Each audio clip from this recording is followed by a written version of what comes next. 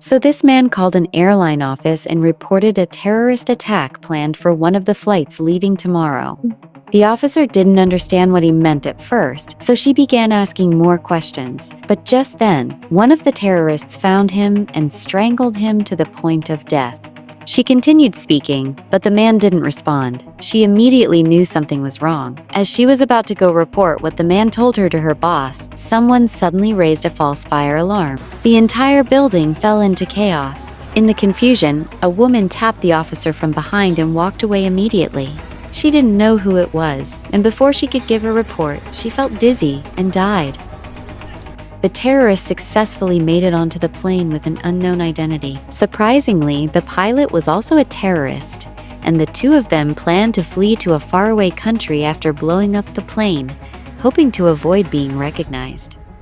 Apparently, there were over 200 passengers on board, and 80% of them were children. The terrorist went into the restroom, grabbed a nitrogen cryosurgery device delivered to him by the pilot, and headed straight to the engine area. He tied the device around the gas cylinder and switched it on.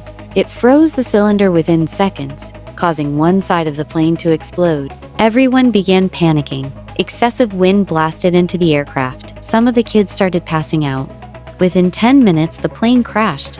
Every passenger died, but justice had to be served. The next day, as one of the victims' uncles was having breakfast in a mall, SVC Breaking News announced that over 200 passengers on a B357 flight from North Korea to Morocco had died.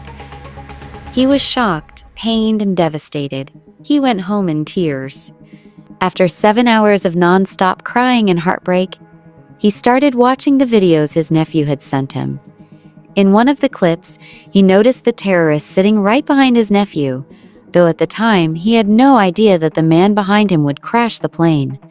Until the next day, he bumped into the same terrorist in a restroom. Seeing him again, his memory flashed. He recognized the face from his nephew's video. He immediately went after him. The terrorist quickly realized someone was pursuing him, so he moved fast.